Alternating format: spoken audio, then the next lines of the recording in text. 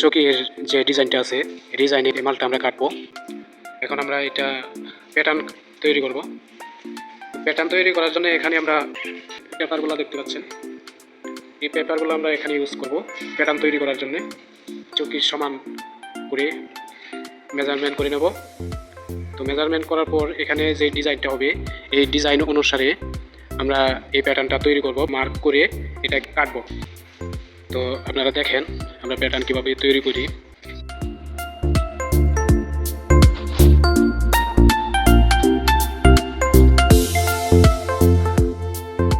এখানে দেখতেই পাচ্ছেন এই পেপারগুলা এই চৌকির সাথে চৌকিতে যত আমার মেজারমেন্ট আসে ওইভাবে এটাকে বিছিয়ে তারপরে ডিজাইন অনুসারে মার্ক করব। মার্ক করে পার্ট বাই পার্ট আমি পেন্সিল দিয়ে কেটে নেব। ড্রয়িংয়ে যেভাবে ডিজাইনটা দেওয়া আছে ঠিক সেভাবেই আমরা প্যাটার্নগুলো কাটবো। কেটে তারপর এই প্যাটার্ন দিয়ে মার্ক করে আমরা মার্বেলগুলো কাটবো। এই প্যাটার্ন ছাড়া এই ডিজাইনের মার্বেল কাটা অসম্ভব, তাই আমাদের প্যাটার্ন আগে তৈরি করতে হবে, পরে প্যাটার্নের মাপে আমাদেরকে মার্বেল কাটতে হবে। আর এখানে মার্বেল বলেন অথবা টাইলস বলেন, যাই হোক এরকম ধরনের ডিজাইন হলে আপনারা অবশ্যই প্যাটার্ন তৈরি করে নেবেন, প্যাটার্ন ছাড়া এগুলো কাটতে পারবেন না। প্যাটার্ন মার্ক করা শেষ, আমি পার্ট বাই পার্ট প্যাটার্নটা কেটেছি। প্যাটার্নটা এখানে কেটে রেখেছি। এভাবেই মূলত ডিজাইনটা হবে। যদি এক কালার হতো তাহলে প্যাটার্ন ছাড়া কাটা সম্ভব হতো, এই আর কি।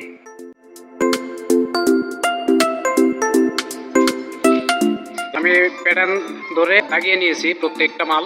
আমি এখন মালগুলো কাটবো, আমার দাগানো শেষ।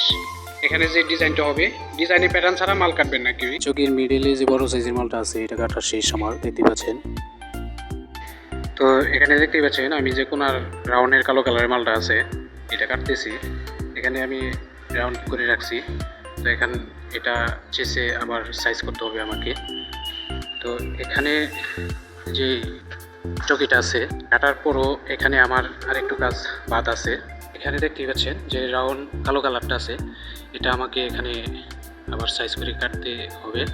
কেটে এটাকে বসাতে হবে, বসিয়ে তারপর এখানে যে মিডিয়ালের মালটা আছে এই মালটা আমাকে কাটতে হবে। তো সেম পুরাটাই এরকম হবে। এই মাঝখানে 1 ফিট বাই 1 ফিট বসবে অন্য কালার। আর এখানে যে হোয়াইট কালারটা দিয়েছি দেখতেই পাচ্ছেন, এখানে আমি এই যে রাইজারটা প্লাস টপ এটার সাথে সাদা কালারটা আমি মিলাই দিছি। মিলিয়ে তারপর ওখানে আমি অন্য কালারে দিয়েছি। তো এখানে দেখতেই পাচ্ছেন, তারপরে ওই পাশে আবার সাদা দিছি সেম।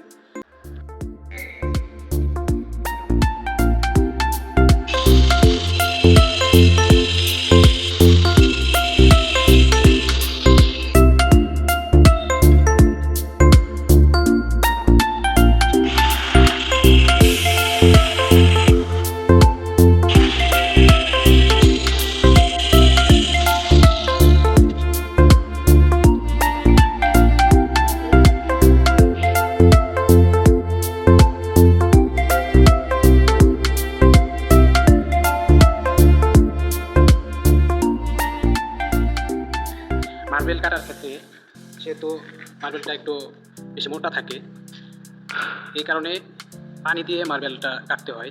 পানি দিয়ে কাজ করলে মার্বেলটা কাটে ঠিক মতো, কাটতে লেট হয় না, তাড়াতাড়ি কাটা যায়। আর আমি এখানে পানি দেওয়ার জন্য এই যে দেখতে পাচ্ছেন সুই ব্যবহার করছি। তো একটু উপরে আমি পানিটা রাখছি যেন পানিটার স্পিড বেশি পায়। দেখতেই পাচ্ছেন এই যে স্পিডটা কেমন পানির। তো আসলে পানি দিয়ে কাটলে মার্বেলটা ফেটে যায় না, সুন্দর প্লেনভাবে কাটা হয়। তো অবশ্যই কিন্তু পানি দিয়ে মার্বেল কাটবেন, আর ধুলোবালি একটু কম উঠবে। আর মাল কাটার সময় অবশ্যই মাস্ক ব্যবহার করবেন, আপনার স্বাস্থ্যের জন্যও ভালো হবে, এই আর কি। তো এখানে আমি আপনাদের দেখাই দিচ্ছি যে পানিটা কীভাবে দেওয়া হয়।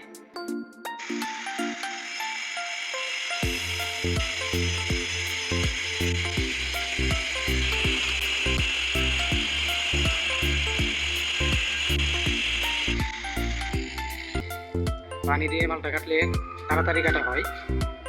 তো আমি বিস্তারিতভাবে আপনাদের দেখালাম।